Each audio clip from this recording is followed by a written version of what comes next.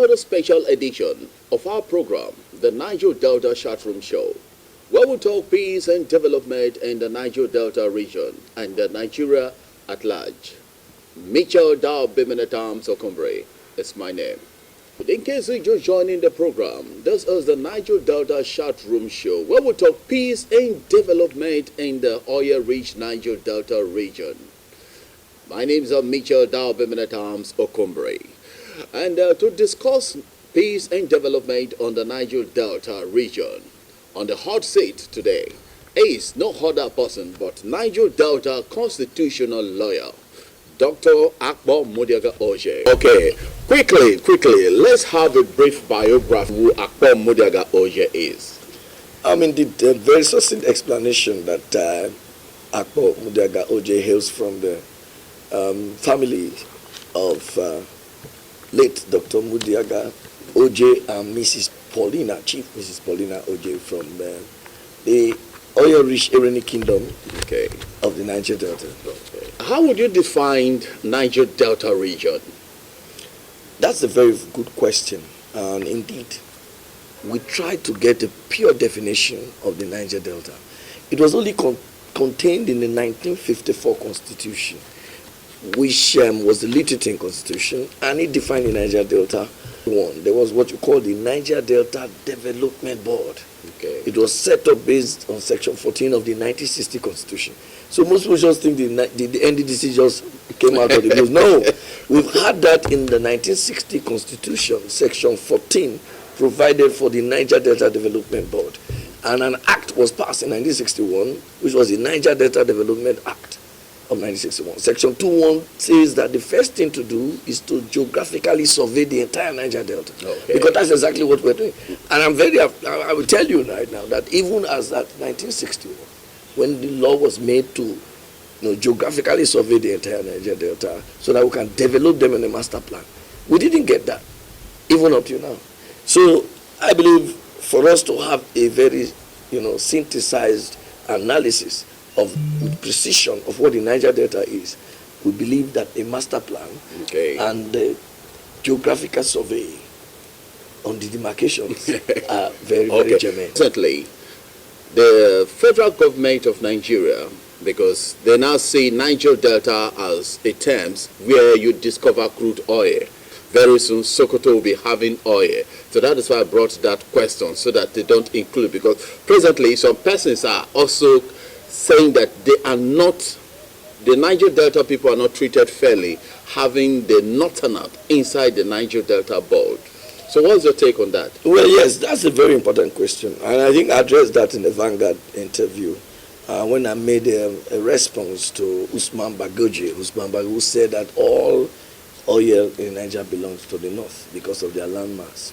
I think these are provocative statements and do not have any empirical analysis or defense. Okay. The Niger Delta, like I told you, was defined under the 1954 Constitution. And indeed, 1961 Act has also made a corresponding definition of the Niger Delta through the geographical survey. The Niger Delta, as a physical, demarcated territory, is on this side of the country, which is the south region of Nigeria. By no means can it ever be inclusive of the north. A country or a territory or a state or unit, that has oil does not translate or transport such a territory into the Niger Delta. You can have your oil, but you are not in Niger Delta. That's the truth about it. We are happy that they are discovering oil so that the emphasis on our own will be reduced. Because the exploration has been continued with very vicious exploitation and exploration to the detriment of the people. The whole nation, as it were, as you are aware, since the 60s, and in fact, since 1918, when oil was discovered, but not in commercial quantities, from 1957, when it was discovered in commercial quantities, we have never rested from the bombardment, the galaxy of repressive environmental pollution that have got to these people. So if people are discovering oil where they are in the Shad Basin, that's fine. We have no problem about that. So we are, geographically speaking, exclusively defined as Niger Delta, where our boundaries are on the south. Okay. So that means you also support the call that the Northerners should be removed from the Niger Delta board. Yes, indeed. In fact, when I looked at the NDDC Act, I saw people were representing non-oil producing areas. I started to reflect what was the nature of this kind of arrangement. If you are giving us a development agency, Yes. What are we doing with people who are not part of the producing resource that is to develop that territory? Now we are having the Northeast Commission. Do we have the Northwest Commission? Yes. So do we have Niger Delta being transported there? That's what I actually wanted. I want to see the law so that I can see whether we Niger Deltas have been included in the Development Commission. There is no basis for it, with the greatest respect. Even if it's on national integration and cohesion, I believe it is a political gimmick, and they should be dismissed from that place. Niger Delta is being referred to as an oil region, and we know that Shell, BP, and other multinationals are very good friends of the region. But presently today, Shell is giving away all their properties and their flow stations, and they're putting them for sales. And Niger Delta sons and daughters are really saying that Shell is, you're selling this, and you're not including the Niger Delta people in the bidding process to acquire this. So do you think Shell is being fair to the Niger Delta people? What's your take on that? Oh, that's a good question. I remember Shell BP. You know, they were BP before Obasanjo nationalized their assets. They were British Petroleum. They were carrying out activities about racism and, apartheid in South Africa. And in 1977, Obasanjo nationalized all our assets and became Shell Petroleum Development Nigeria. Okay. Yes, they've been, in fact, I believe they have been the greatest beneficiary of the exploitation and the criminal cruelty of the Niger Delta. Shell has enjoyed and over-enjoyed our resources, and is still enjoying it. Okay. Investing in oil doesn't mean it's living in gas. It's still invested in gas. It's still selling gas. So, first of all, once the issue has arisen regarding the issue of sales or divestments, it is clear we have a national Nigerian oil and gas industry act, 2010 Act number 2, and the preambles from sections 1, 2, and 3 states clearly that the local content policy is already entrenched, and that was one good thing that President Jonathan did for us, which means that where Nigerians have capacity, indigenous companies have capacity to run such oil wells and activities, they should be given prior preference before any other person. Okay. And that is the plank upon which we stand to tell Shell that if it's divesting, the right of first refusal should be granted to those of us who house these oil mills and oil blocks and wells.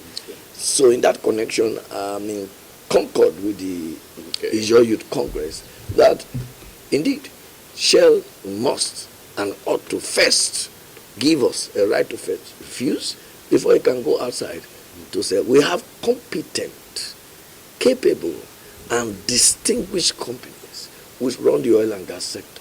So I believe that the time has passed where they say we lack the technical capacity or financial muscles.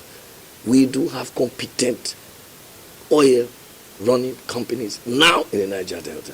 I don't want to patronize anybody, but I don't want to mention any name, but we have capacity in both ways. So if they are doubting it, then give us a chance to bid. And in fact, it's contractual. You can say in the next 1 year, if we cannot run this, then it reverts to them. Or it cancels and annuls the contract. So not giving us a chance is very terrible. It's wicked, it's cruel, and runs against both public policy, the law, and good conscience. In case you're watching the program, this is the Niger Delta Chatroom Show. And our guest has been a Nigerian constitutional lawyer, Dr. Akpo Mudiaga Odje, on the hot seat, talking peace and development of the Niger Delta region and the Nigerian nation at large. The Ijos, the Urhobo, and the Ishekiri, they've been on the news lately concerning ownership of the Warri Federal Constituency. As a constitutional lawyer, what is your take to these ownership tussle between Ijo, Ichekiri, and the Urobo people of the Warri Federal Constituency. Rita Lorry came out on an interview saying that the Urobos are tenant to the Ichekiris in Warri, and that the Ijos, they have nothing in Warri. So what's your take on that? But on issue of ownership, I think the situation will be settled in the law reports. And both parties are citing cases, but indeed, it's in the case law, and the courts have established who owns what and who owns which area. Having said that, my point is that until we know that there is strength in unity and together we are strong, we will continue to suffer this state of endemic arrested development and pandemic poverty in Warri and their environs. Without prejudice to who owns what, I believe that if we unite, and we can try to unite, and put behind this ethnic bias and prejudice, this Warri could have been like a small New York. As long as we hold on to these trenches, these divisions, the man who exploits this oil resource will have the greatest opportunity to continue. And we can never achieve anything, any development. Even investors will not come in. You can see how Warri is. You and I know that there's no investor coming to Warri.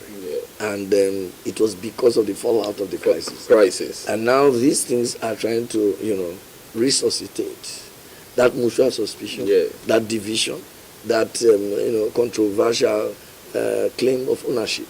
Agreed, approach the courts, and also where the courts have given judgment, enforcement should be done almost immediately. Government should be strong enough to, restore, implement, and execute the rule of law emanating from either statute or from judgment of courts. Once the court and the state can do that, I believe this issue will be eliminated. Do you see Delta State comparing to the League of States? Generally speaking, I think we could have done much more than we are today. Development of Delta State is a very tough challenge, but the resources coming to the state makes it imperative that development ought to be here. But it's unfortunate that what's on the ground does not reflect what we have received. It's not need to start crying now. We still have time, by God's grace. If within the next 8 years, we should have policy directions of where the development of Delta State is going.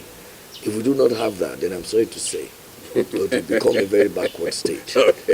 So far, we think we commend the governor for taking over these issues of flyover and also introducing certain, development strides. I can see talking about redeveloping and remodeling the stadium, tying of roads within the metropolis of Warri and other places ahead. The flyover is a great connection because it's a federal road, but it's going to connect many South states. So I believe that is a fantastic job, and we commend him and also ask him to do more of his more. I should do more of his more. And he's been a man who has seen it all. He has come from the street. He has gone to government. He has come to join the elites and the bourgeoisie from the ground. So he has gotten enough experience to translate his vision. I must also commend Ibori. Ibori did well in terms of development, regardless of shortcomings here and there. But I believe that he drew a pace where the policy development of the states are going to take shape. So if I may ask you now, let's keep Sheriff just 1 year plus in office. All the other governors of the state, who is your best Delta State governor? Who would you take as your best governor and why? That's a difficult one to take because the analysis is going to be tough because Hebrew actually, deflowered the state by trying to develop it. And at the time the state was created, we were In fact, they drove us away from Edo State. Oh. So I would say, for me, Igbo had the Herculean tax. He was the person who actually laid the foundation. Okay. So I'll give it to him. Because no matter how difficult it was, or no matter how people think development subsequently came, he laid the foundation. Because if he didn't keep the foundation, then it would be difficult. How would you score the Niger Delta Development Commission, the Amnesty, and also the Ministry of Niger Delta? Have they performed credibly well in terms of fostering development to the region? Niger Delta, the NDDC, has unfortunately, before now, not been able to find its feet. So over the years, as we have seen, the Niger Delta Development Commission have not lived up to its bidding, except recently when Ibuku has been there to create a more direct policy change with the chairman. So we expect more from this incumbent executive, but we strongly condemn the previous ones for misusing the resources available to them. And that's the reason why our northern brothers get angry and agitated that if we are asking for more, even though they have no moral right to do so, but they are asking us, let us show them what we are doing with the little we have. So it's a very important question. For the presidential amnesty program, I think Timi Alaibe did very well in the starting of this program. Then subsequently, like the Niger Delta Development Commission, he fell into slumber, and the impact was not felt at all. And now, my brother and friend, the Oracle, then it's even you can feel the pulse of his community. There's some stability. First thing I'm happy about is the credibility. The people, yes, this man can do it. Then he has a challenge. He's an intellectual. He's a doctor, a PhD holder, and a man who has entered the trenches to fight for our struggle collectively. So we expect him to do much more than all his predecessors.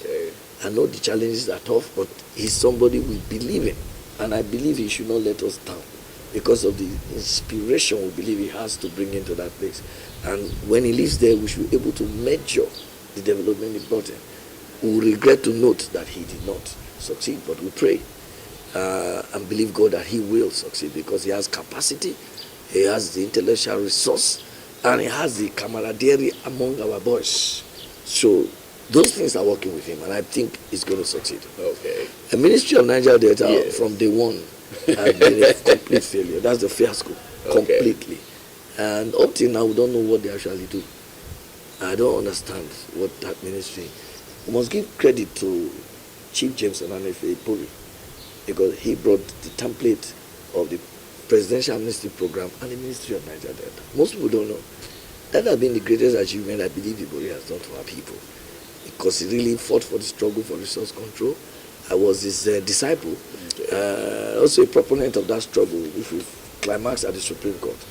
So those two ministries are outlets of Niger Delta agencies must show their impact because by doing this, the government is telling us we are hearing your cry. Yes.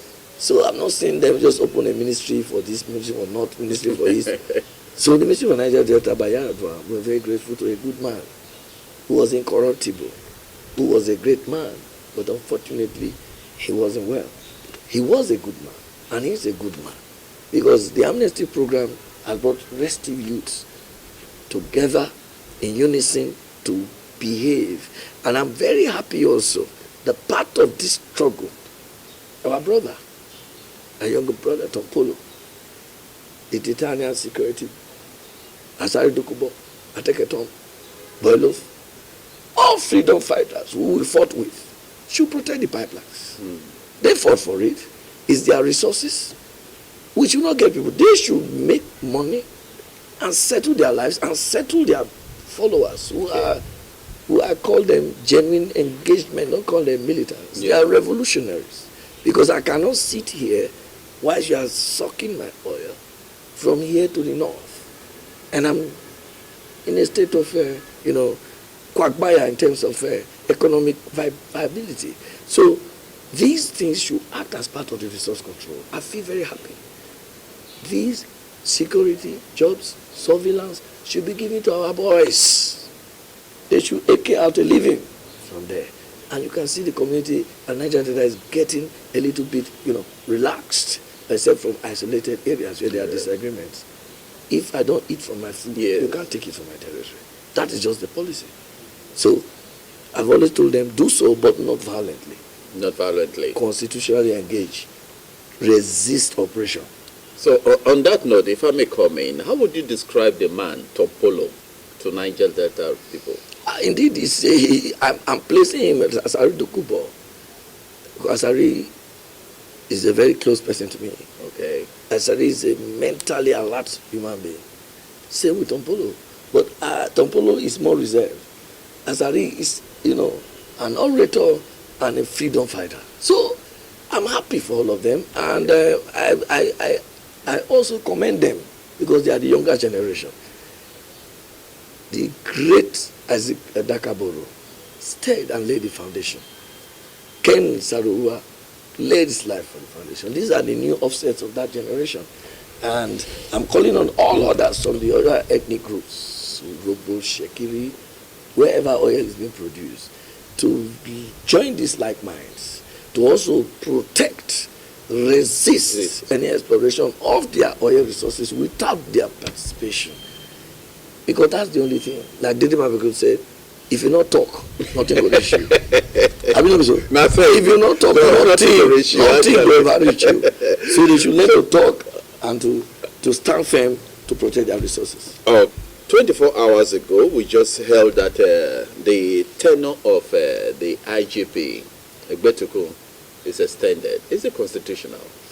There are many things to it. If it's passed by law, there seems to be some danger in terms of the application of the law in this respect. To me, it could be discriminatory. Any Nigerian can file an action, stating facts under Section 42 that this policy is discriminatory against him or her, or against the police force in general, because the new in 2009 has conferred every citizen of Nigeria with the right to sue, that is locals, on any matter and on behalf of anybody. So I believe somebody can question it. We have too many things in our hands now. We have been doing that. And we miss Gani Fahmy at this stage. Yeah. So it's not easy. Femi Falana has been very, very great. And one man cannot do it alone. Yeah. We need to join other forces. Serap is doing a great work, and Femi Falana is there. We need public-spirited individuals to take what we call action popularis, citizens' action. Okay. We proclaim the banner of sincere actions in challenging questionable government activities and decisions. I think this is one of them. It will kill the issue of, you see, that inspiration and that zeal and quest to work for your country, to attain the golden fleece at the end of your tenure. If people can now be tenured, can now be extended to the detriment of those who have legitimate expectation